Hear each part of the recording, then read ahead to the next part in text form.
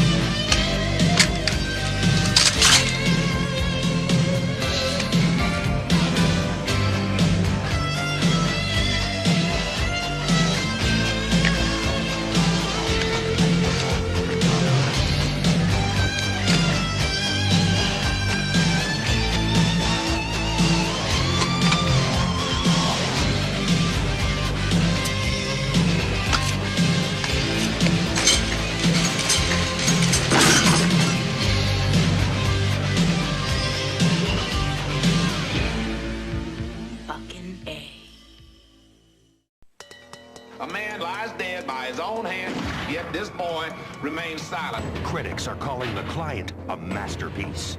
You talk to the feds tomorrow, I'll kill you. Thrilling, ripping, sensational. Why should he talk if we can't protect him? Heart-pounding entertainment. The smartest thriller since The Fugitive. Susan Sarandon. Academy Award winner Tommy Lee Jones. And we played enough games here? The Client. Now playing in English and French. Hey, this is Matt once again. Welcome back to another review. This is another Patreon review for Buck City, and is for The Client from 1994.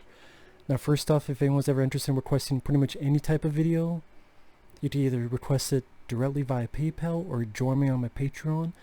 Both of those links are down in the info box. If not, no worries, but if so, I really appreciate it. I'll get to it as soon as I can. But The Client is a film I had not seen, and is a Joel Schumacher film. Rest in peace, Joel Schumacher. I do think he was a talented director. I love Falling Down. Not the action, but I love the movie Falling Down, I'll say that. Sound like Steve Urkel, and I can't get up.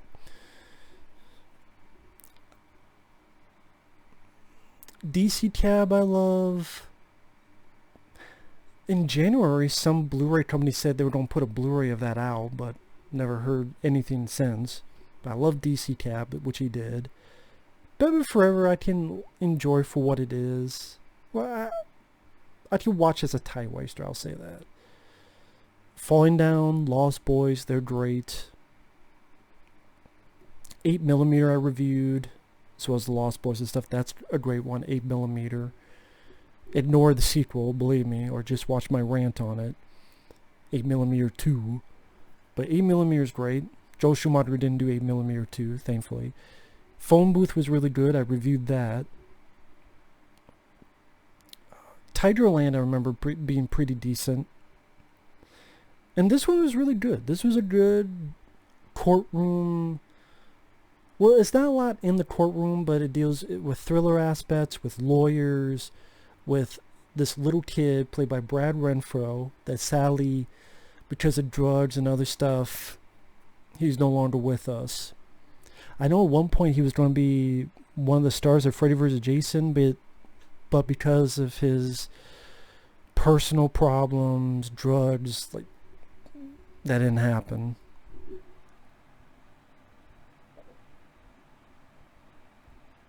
I believe he would go on to star in that film After Pupil, but he plays here, him and his younger brother. The characters go off for a smoke. So like southern redneck type of kids. And they see a guy, as we come to find out, is trying to kill himself by having a hose carbon monoxide into his car. And this guy, this character, this don't sound mean. It's not against the actor, this is against the character. The character is a fat, sweaty pig. I say that because this guy's a piece of work of shit, where he gets a kid in and has a gun on him, and it's a well acted scene, intense sequence because of the way the actors played it. So one thing leads to another. He kills himself. The little brother is pretty much in shock for the rest of the movie, catatonic, because of all that happened. And then the police get involved because that person who killed himself was a possible witness to this big trial where this guy with the mob had killed someone, like a senator, had hid the body, and no one knows where the body is except that guy, and they think, well, maybe he told the kid. So you have bad guys thinking the kids know something, lawyers like Tommy Lee Jones. He's a guy who sometimes acts a little bit like a reverend with his Bible scriptures. And Tommy Lee Jones is a lot of fun, which is funny because he would go on to be Two-Face in Batman Forever. But this one, Tommy Lee Jones was a lot of fun. I repeat that. Man, I didn't know he did so nervous he'd blow his damn scalp off. And he's kind of vain. He's worried about, hey, I need paint tape number 17 in order to get his makeup on for the news and the cameras. And trying to intimidate this kid into telling the truth, what's going on.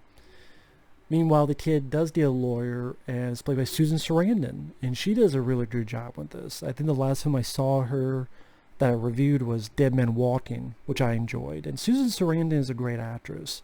She did another top-notch job here. Her and Tommy Lee Jones, when they play off each other, definitely some of the better parts of the movie.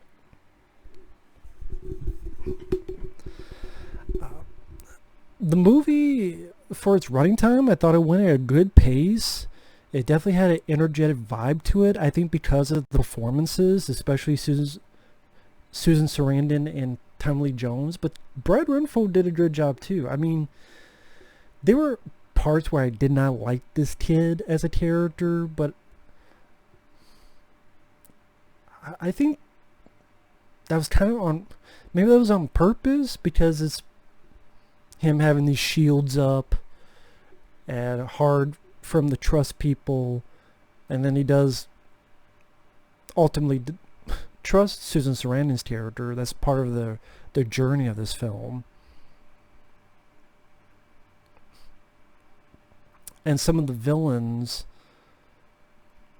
one of them is, let's see, I want to get the names right.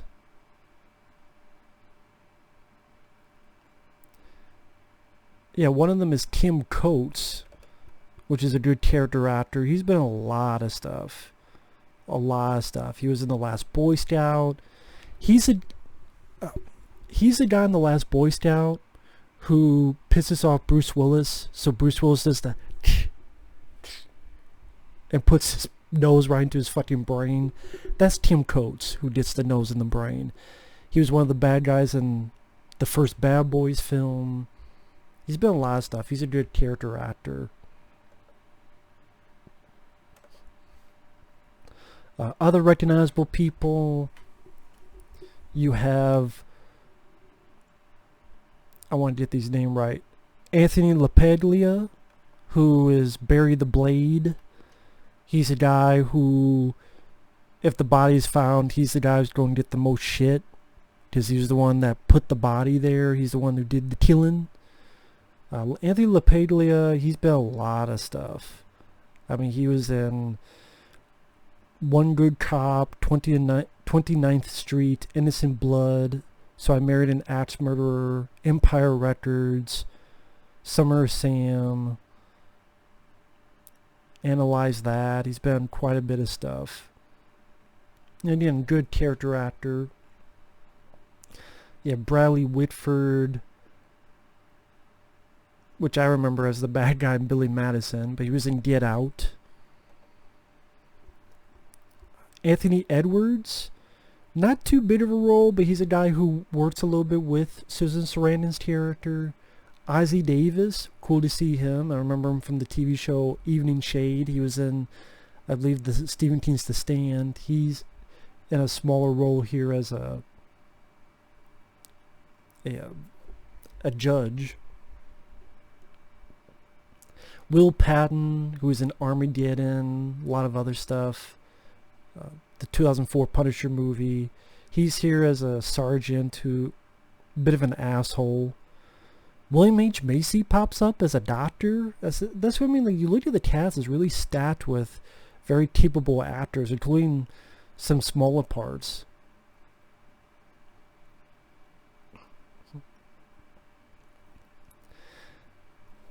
But yeah, the actors do their jobs well. I thought it went at a fast pace. It did not ever get boring to me. I guess there was a TV show with JoBeth Williams and John Hurd. Only lasted one season, but that's interesting. There was a TV show of this with JoBeth Williams and John Hurd. Again, that sounds interesting. I didn't even mention this is based on a John Grisham novel. Now, John Grisham, a ton of movies have been made based on his novels. The Firm, The Pelican Brief, A Time to Kill. Let's see, the last one. Really?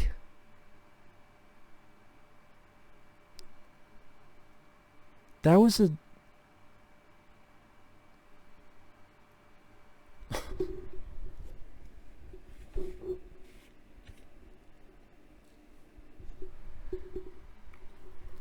Christmas Saints was a John Grisham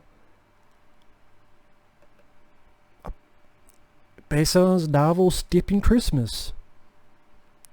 So John Grisham wrote a novel, Skipping Christmas, that was the basis for the Jamie Lee Curtis Christmas with the Cranes. Holy shit. You learn something new every fucking day. Holy shit. Holy shit balls of fire.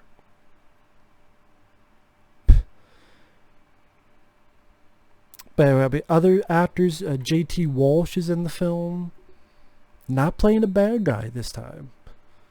And sadly he's passed away, but he played bad guys a lot. He was in a very memorable part in Needful Things. Honestly, one of the best parts of that movie.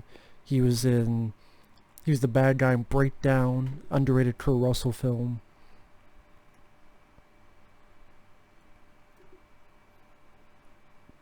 And I don't know how much I should give away for those who haven't seen this. Because I thought that I bought Brad Renfro slowly becoming friends with this lady, and Susan Sarandon shares a part of her history, her background, to make us feel even more for this character, and as well as Brad Renfro feel more in tune with her character.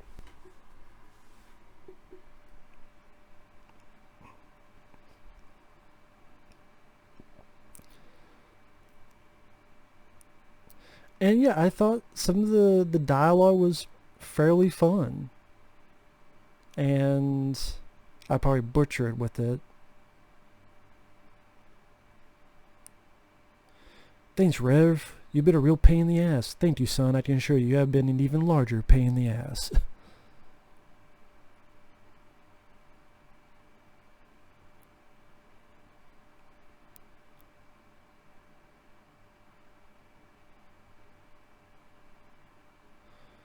Sorry, now I'm just looking through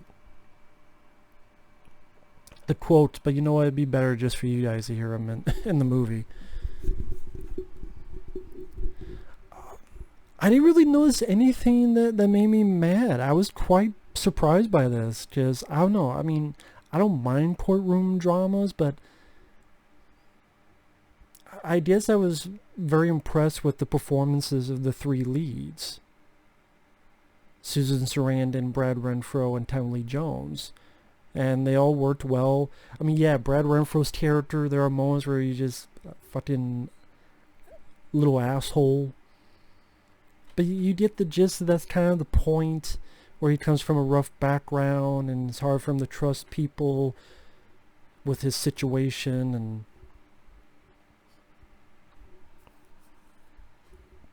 the mother was a bit of a redneck. Probably the type of rush with the good old boys and the Dukes of Hazzard. That show ain't on anymore 'cause the flag is on the car. They don't like Confederate flags going up people's asses. When they're on top of your car, your show is long and gone. Leaving the airwaves forever. You're never gonna see that show ever again. Anyway, getting back to the client, instead of this fucking random tangent.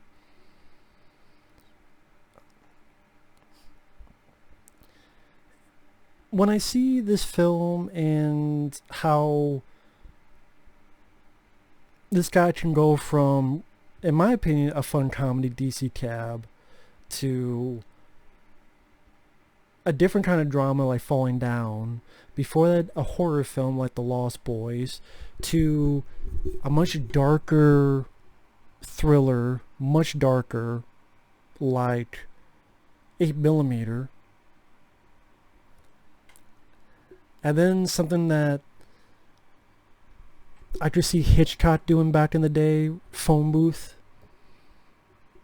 which I think at one point Larry Cohen had given the idea to Alfred Hitchcock, but just didn't work out.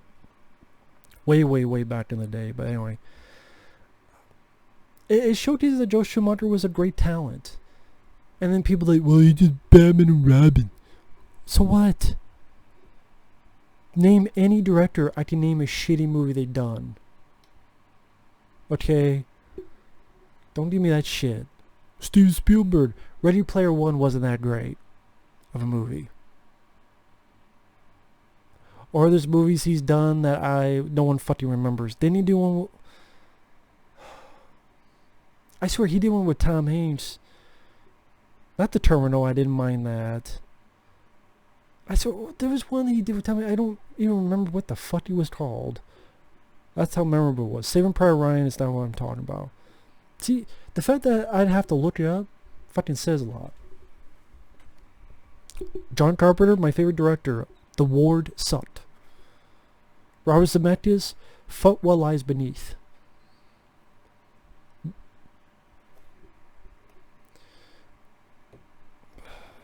I'm trying to do directors now, but whatever. Every director has one or two bad movies. Every director. Some more than others. But Joel Schumacher had a great filmography with a variety of different type of movies, and he did not get the credit he deserved.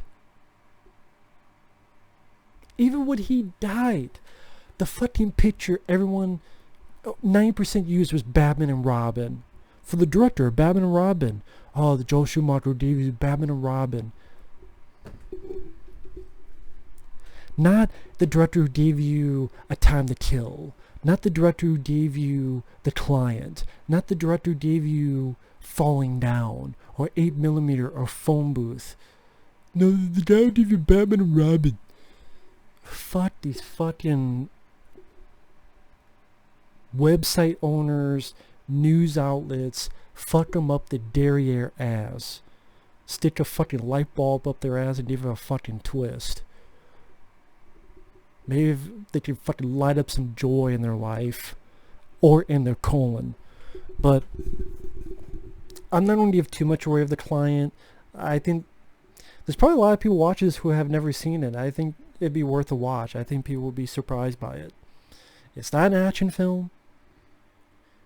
But it's got some good drama, a couple of decent moments of thrills, some excellent performances, and a good fast pace. Interesting enough story to make me intrigued to see what would happen.